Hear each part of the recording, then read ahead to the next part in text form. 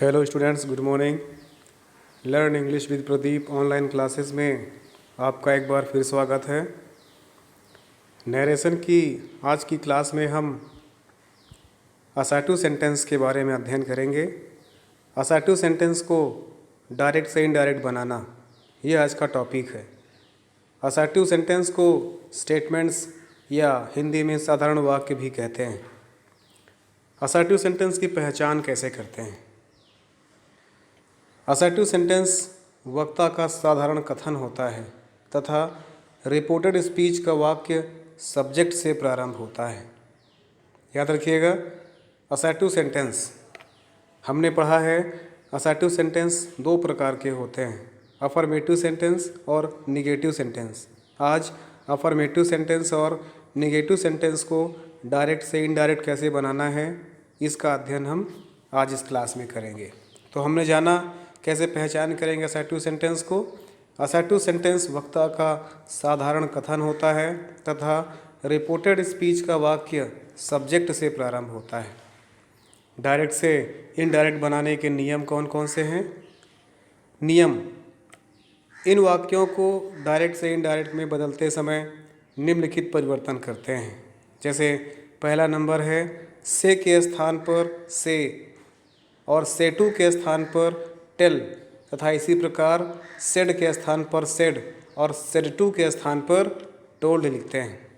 याद रखिएगा, से है रिपोर्टिंग वर्ब, अगर से है तो से ही रहेगा। से टू है तो उसको टेल में चेंज कर देते हैं। उसी प्रकार रिपोर्टिंग वर्ब सेड है तो सेड ही रहेगा, लेकिन अगर सेड टू है तो उसको हम टोल्ड में चेंज कर देते हैं। उसी प्रकार सेज है तो सेज रहेगा, लेकिन सेज टू है तो टेल्स में चेंज कर देते हैं। नियम नंबर 2 है कॉमा तथा इन्वर्टेड कॉमास को हटाकर उसके स्थान पर दैट कंजंक्शन का प्रयोग करते हैं। कभी कभी कंजंक्शन दैट का लोप या ओमिट भी रहता है, अर्थात कभी कभी किसी किसी सेंटेंस में दैट नहीं लगाया जाता है। तो अभी हमने इसके दो नियम पढ़े। हमने पढ़ा अगर सेंटेंस रिपोर्टिंग वर्ब से है तो वो से ही रहेगा, अगर रिपोर्टिंग वर्ब सेज है तो रिपोर्टिंग वर्ब सेज ही रहेगा। इसी के स्थान पर अगर रिपोर्टिंग वर्ब से टू है तो उसको हम लोग टेल में चेंज कर देते हैं। अगर रिपोर्टिंग वर्ब सेज टू है तो उसको हम लोग टेल्स में चेंज कर देते हैं। उसी प्रकार यदि रिपोर्टिंग वर्ब सेड है तो वो सेड ही रहेगा, उसमें हम लोग परिवर्तन नहीं करते हैं क्योंकि इसमें रिपोर्टिंग ऑब्जेक्ट नहीं दिया होता। लेकिन इसी के स्थान पर अगर सेड टू लिखा हुआ है तो उसको हम लोग टोल्ड में चेंज कर देते हैं। इससे स्पष्ट होता है कि जब रिपोर्टिंग स्पीच में रिपोर्टिंग ऑब्जेक्ट दिया होता है तब रिपोर्टिंग वर्ब को बदलते हैं, और जब रिपोर्टिंग स्पीच का ऑब्जेक्ट नहीं दिया होता है तो रिपोर्टिंग वर्ब को नहीं बदलते हैं। नियम नंबर 2 हमने पढ़ा कॉमा तथा इन्वर्टेड कॉमास को हटाकर कंजंक्शन के रूप में दैट का प्रयोग करते हैं, और कभी कभी कुछ शर्त में या कंडीशंस होती हैं जहाँ पर वहाँ पर हम लोग दैट का प्रयोग नहीं भी करते हैं। तो आइए इसको एग्जाम्पल के द्वारा समझते हैं। पहला एग्जाम्पल लिखा हुआ है the teacher said Brijesh is a good boy. The teacher said reporting speech हो गया, Brijesh is a good boy reported speech हो गया। हमने पढ़ा था कि जब रिपोर्टिंग वर्ब प्रेजेंट या फ्यूचर टेंस में होती है तब रिपोर्टेड स्पीच के टेंस को नहीं बदलते हैं, लेकिन जब रिपोर्टिंग वर्ब पास्ट टेंस में होती है तब रिपोर्टेड स्पीच के टेंस को बदलते हैं। यहाँ पर सेड पास्ट टेंस में है, अर्थात रिपोर्टेड स्पीच का टेंस बदलेगा। हमने टेंस बदलने के नियम भी पिछली क्लासेस में आपको बता दिया था। हमने बताया था कि simple present tense simple past tense में चेंज होता है। Brijesh is a good boy simple present tense है तो ये बदलेगा सिंपल पास्ट टेंस में। तो यहाँ पर इज़ एम आर के स्थान पर सिंपल पास्ट में वाज या वर कर देते हैं। तो यहाँ पर एक और शर्त है जो पहला नियम कहता है अगर सेड लिखा हुआ है तो वो सेड ही रहेगा, लेकिन सेड टू लिखा होगा तो वो टोल्ड में बदल जाता है। तो यहाँ पर सिर्फ सेड लिखा हुआ है तो यहाँ पर हो जाएगा द टीचर सेड हमने बताया था अभी दूसरे नियम में कि कंजंक्शन के रूप में हम लोग सेंटेंस को जोड़ने के लिए हम लोग दैट का प्रयोग करते हैं असर्टिव सेंटेंस में। तो यहाँ पर हमने दैट लगा दिया तो हो गया द टीचर सेड दैट। अब Brijesh is a good boy को हम लोग पास्ट टेंस में चेंज करेंगे, सिंपल पास्ट में, तो हो जाएगा Brijesh was a good boy. तो पूरा सेंटेंस हमारा बनता है the teacher said that Brijesh was a good boy. उसी प्रकार से एग्जाम्पल नंबर 2 को समझने का प्रयास करिएगा। एग्जाम्पल लिखा हुआ है the teacher said to the principal Brijesh is a good boy. ऊपर के एग्जाम्पल में हमने रिपोर्टिंग ऑब्जेक्ट बढ़ा दिया है। अब कैसे परिवर्तन करना होगा, हमने पढ़ा था जब सेड ही रहेगा तो हम लोग उसको सेड में रखेंगे, लेकिन जब सेड टू लिख जाएगा तो उसको हम किस में चेंज कर देंगे, टोल्ड में चेंज कर देते हैं। याद आया आपको, सेड सेड में रहेगा, लेकिन जब सेड टू लिखा हुआ है तो उसको हम लोग टोल्ड में चेंज कर देते हैं। यहाँ पर सेड टू लिखा हुआ है तो ये टोल्ड हो जाएगा, तो बनता है पूरा द टीचर टोल्ड और द प्रिंसिपल वही रहेगा। कंजंक्शन के रूप में दैट का प्रयोग कर दिया तो पूरा मिलाकर के हो गया the teacher told the principal that. अब Brijesh is a good boy, reporting verb past tense में है तो रिपोर्टेड स्पीच का टेंस बदलेगा, तो Brijesh was a good boy. तो पूरा मिलाकर के सेंटेंस हमारा क्या बन गया, पूरा मिलाकर सेंटेंस हमारा बन गया the teacher told the principal that Brijesh was a good boy. ठीक है ना। चलिए थर्ड एग्जाम्पल को समझिएगा। The milkman says my cow does not give much milk. अब देखिए यहाँ पर सेज लिखा हुआ है, हमने कहा था से हो या सेज हो तो से है तो से में, और सेज है तो सेज ही रहेगा जब तक इसमें रिपोर्टिंग ऑब्जेक्ट ना दिया हो। तो यहाँ पर देखिए सेज लिखा हुआ है तो यहाँ पर द मिल्कमैन सेज कंजंक्शन के रूप में दैट का प्रयोग कर दिया। माई काऊ, माई, आई मी माई, आई मी माई, ये कौन सा पर्सन है, ये फर्स्ट पर्सन है। किसके अनुसार बदलता है, रिपोर्टिंग स्पीच के सब्जेक्ट के अनुसार। रिपोर्टिंग स्पीच का सब्जेक्ट क्या है, मिल्कमैन, अर्थात प्रोनाउन ही, तो ही, हिम और हिज होता है ना इसका केस में। तो आई मी माई, तो आई मी माई, तो माई के स्थान पर क्या हो जाएगा, हिज हो जाएगा। पोसेसिव केस में है तो माई के स्थान पर हिज हो जाएगा। यहाँ पर क्या हो जाता, milkman says that his cow does not give much milk. अब देखो इसके टेंस में हमने परिवर्तन क्यों नहीं किया, क्योंकि रिपोर्टिंग वर्ब प्रेजेंट टेंस में है। हमने शुरुआत में आपको बताया था कि जब रिपोर्टिंग वर्ब प्रेजेंट टेंस में या फ्यूचर टेंस में होगी तो रिपोर्टेड स्पीच के टेंस को नहीं बदलते हैं। बदलते कब हैं, जब रिपोर्टिंग स्पीच की वर्ब पास्ट टेंस में होगी, तभी हम लोग उसके रिपोर्टेड स्पीच के टेंस को चेंज करते हैं, बदलते हैं। तो यहाँ पर हमने बदला था, लेकिन थर्ड एग्जाम, यहाँ सेकंड एग्जाम्पल में भी हमने चेंज किया था, लेकिन थर्ड एग्जाम्पल में सेज अर्थात रिपोर्टिंग वर्ब प्रेजेंट टेंस में है तो रिपोर्टेड स्पीच के टेंस में परिवर्तन नहीं करेंगे, केवल प्रोनाउन संबंधी परिवर्तन होने हैं, कंजंक्शन का प्रयोग भी होना है। तो यहाँ पर पूरा मिलाकर के हो जाएगा the milkman says that his cow does not give much milk. Example number 4 को देखिएगा। एग्जाम्पल नंबर 4 कहते हैं, एग्जाम्पल नंबर 4 कहता है all will say the people should not use atom bomb. अब देखिएगा ऑल विल से कौन सा टेंस है, ये फ्यूचर टेंस है। हमने कहा था जब रिपोर्टिंग वर्ब प्रेजेंट टेंस या फ्यूचर टेंस में होगी तब रिपोर्टेड स्पीच का टेंस नहीं बदलता है, नो चेंज, नहीं बदलेगा। यहाँ पर वही शर्त लागू हो रही है, कंजंक्शन लगाएंगे और हम लोग केवल प्रोनाउन संबंधी चेंजेस करेंगे अगर प्रोनाउन होगा तो, अदरवाइज उसी को सेम रूप में लिख दिया जाता है। तो हो जाएगा यहाँ पर all will say that the people should not use atom bomb. हमने टेंस में कोई भी परिवर्तन नहीं किया, हमने केवल कंजंक्शन का प्रयोग किया, किसके स्थान पर, कॉमा और इन्वर्टेड कॉमास को हटा करके। तो इस प्रकार से 4 एग्जाम्पल्स हमने अभी इसमें समझे। हमने चारों एग्जाम्पल के माध्यम से समझा कि कौन कौन से टेंस बदले जाएंगे और कौन कौन से टेंस नहीं बदले जाएंगे, असर्टिव सेंटेंस के नियम कौन कौन से हैं, हमने ये नियम के साथ साथ एग्जाम्पल भी समझा। आगे बढ़ते हैं, आइए अब इसके कुछ अन्य नियमों की बात करते हैं जो कि कंपटीशन लेवल से बहुत महत्वपूर्ण है।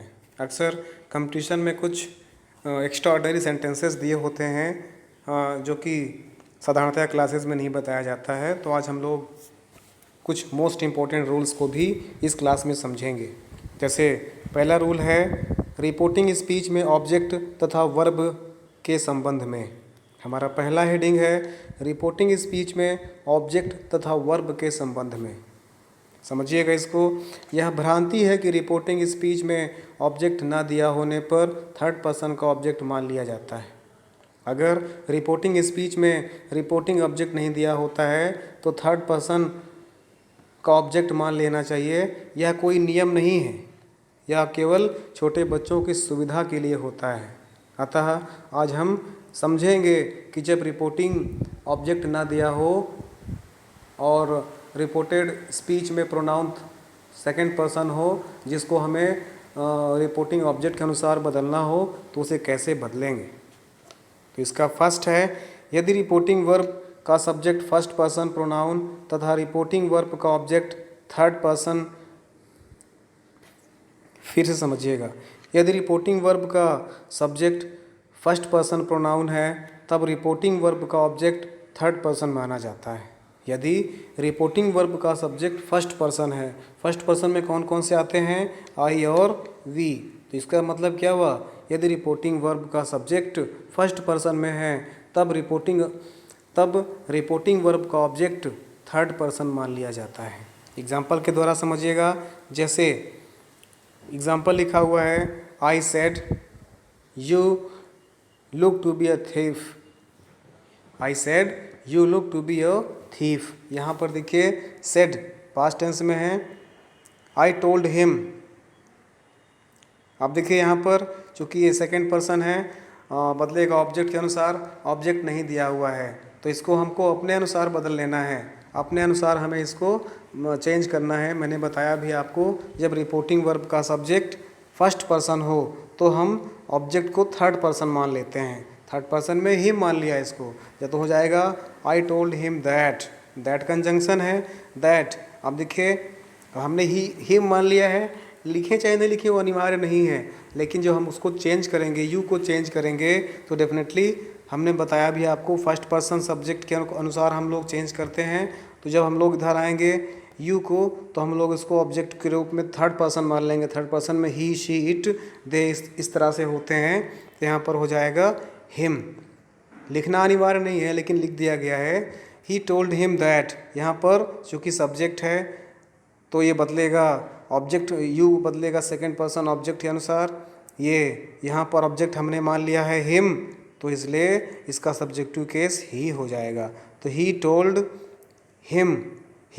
Him that he looked to be a theft. अब से ये पास्ट टेंस में है तो रिपोर्टेड स्पीच का टेंस बदलेगा। तो इस प्रकार से ये पूरा हो जाता है he told him that he looked to be a theft या to be a thief.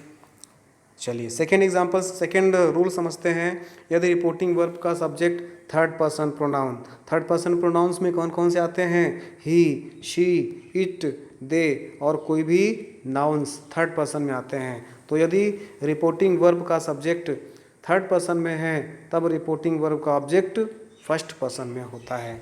First person में क्या, आई और वी होता है। तो इस प्रकार से समझिएगा he said you may post this letters tomorrow.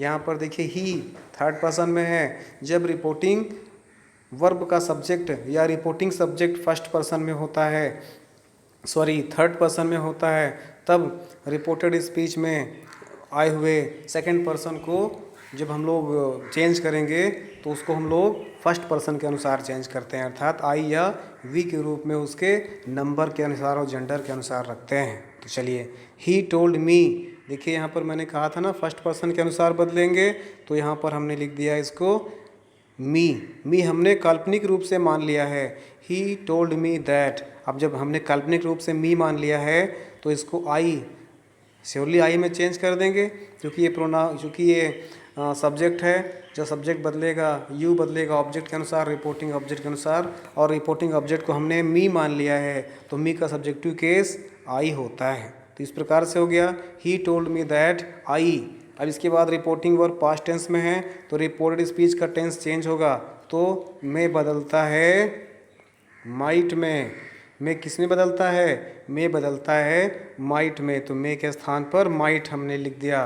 बाकी सब वैसे लिख देंगे तो हो जाएगा he told me that I might post.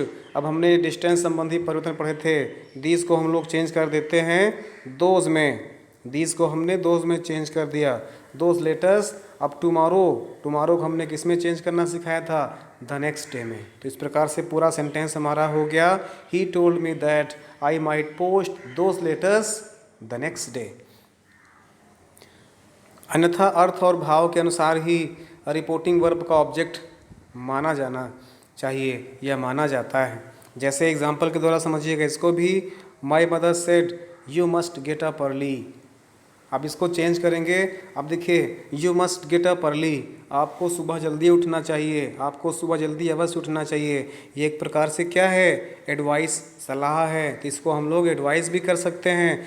My mother advised me that I must get up early. अब हम लोग इसमें मस्ट को आउट में चेंज नहीं करेंगे, मस्ट को मस्ट में रखा जाता है। हाँ, मस्ट को मस्ट में ही रखा जाता है। तो my mother advised me that I must get up early. अगला एग्जांपल देख लीजिए, जैसे लिखा हुआ है, his mother said you must get up early. तो वो क्या हो जाएगा? His mother advised him. देखो, यू है, उसे हिज मदर एडवाइज्ड हिम, ठीक है ना? His mother advised him that he must get up early. इस प्रकार से इन नियमों को समझना है, कई बार प्रैक्टिस करना है, जिससे आपका कॉन्सेप्ट क्लियर रहे। चलिए आगे बढ़ते हैं। सेकंड रूल कहता है रिपोर्टिंग वर्ब बदलने के संबंध में। क्या? रिपोर्टिंग वर्ब बदलने के संबंध में। अब देखिए, स्टेटमेंट को इनडायरेक्ट में बदलते समय यह आवश्यक नहीं है कि रिपोर्टिंग वर्ब सेड, टोल्ड या टेल आदि का ही प्रयोग किया जाए, अपितु भिन्न भिन्न प्रकार के अर्थ या भाव प्रकट करने के लिए निम्नलिखित वर्ब्स का भी प्रयोग कर सकते हैं, जैसे admitted, confessed, answered, replied, promised, assured, observed, pointed out, added, complained आदि ऐसे शब्द हैं जिनको हम लोग रिपोर्टिंग वर्ब के स्थान पर प्रयोग कर सकते हैं। मैंने कहा यह अनिवार्य नहीं है कि हम लोग सेड, टोल्ड या टेल या टेल्स का प्रयोग करें। इसके अनुसार, इसके स्थान पर हम लोग उसके भाव के अनुसार इन रिपोर्टिंग वर्ब का भी या इन वर्ब का भी प्रयोग कर सकते हैं, जो कि रिपोर्टिंग वर्ब का स्थान ले लेंगी डायरेक्ट से इनडायरेक्ट बनाते समय भाव को स्पष्ट करने के लिए। एग्जाम्पल के द्वारा समझते हैं, जैसे ही सेड आई हो told a lie. He said आई हो टोल्ड अ लाई। अब देखो, हम लोग इसको चेंज करेंगे। अब एडमिटेड कर रहा है, स्वीकार कर रहा है ना, वो एडमिट नहीं स्वीकार करना। तो he said I have told a lie, उसने कहा कि मैं झूठ बोला, मैंने झूठ बोला या मैं झूठ बोल चुका हूँ। तो इसको हम लोग चेंज करेंगे, he admitted that he had told a lie. Past present perfect tense बदलता है पास्ट परफेक्ट में, तो हैज़ या हैव के स्थान पर हैड कर दिया हम लोगों ने, तो जाएगा he admitted that he had told a lie. ठीक है, अगला एग्जांपल देखिएगा, जैसे लिखा हुआ है, I said I will pay the rent room. अब देखो, वो प्रॉमिस कर रहा है एक प्रकार से, I will pay the rent soon, मैं किराया जल्दी ही दे दूंगा, ये एक प्रकार से प्रॉमिस कर रहा है। तो आई प्रॉमिस्ड दैट आई वुड, चूँकि रिपोर्टिंग वर्ब पास्ट टेंस में है इसलिए रिपोर्टेड स्पीच का टेंस बदलेगा और विल बदलता है वुड में, ठीक है ना। तो he I promised that I would pay the rent soon. इस प्रकार से ये नियम होते हैं। अगला रूल हमारा है नॉमिनेटिव ऑफ एड्रेस को बदलने के संबंध में। नॉमिनेटिव ऑफ एड्रेस को बदलने पर कैसे परिवर्तन होते हैं सेंटेंस में, आइए समझते हैं। डायरेक्ट स्पीच में वक्ता जिससे बात करता है उसे प्रायः रिपोर्टिंग क्लाउज में ना देकर रिपोर्टेड क्लाउज में दे दिया जाता है, और उसके बाद कॉमा या सिंगल या साइन ऑफ एड्रेस अर्थात संबोधन चिन्ह दिया होता है। इनडायरेक्ट में बदलते समय या तो इसे रिपोर्टिंग वर्ब का ऑब्जेक्ट बना दिया जाता है या एड्रेसिंग या कॉलिंग जैसे शब्दों के साथ उसे प्रयोग कर सकते हैं।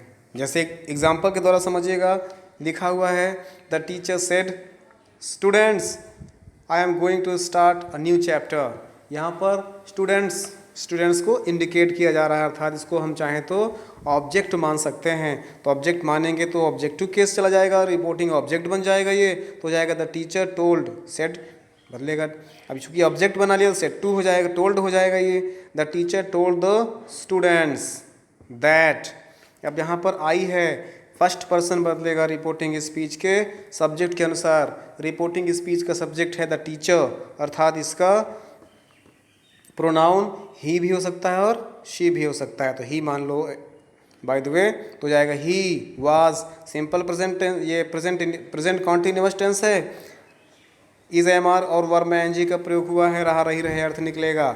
ये प्रेजेंट कॉन्टिन्यूअस टेंस है, ये बदलेगा पास्ट कॉन्टिन्यूअस टेंस में। प्रेजेंट कॉन्टिन्यूअस टेंस में क्या होता है, इज एम आर के बाद वाज या इज एम आर के बाद वर्ब में एनजी लगा होता है इज एम आर के बाद, और जब उसको हम लोग पास्ट कॉन्टिन्यूअस कर देंगे तो वाज या वर्ब प्लस वर्ब की आईएनजी फॉर्म का प्रयोग होता है। तो यहाँ पर हो जाएगा the teacher told the students that he was going to start a new chapter. Example next देखते हैं।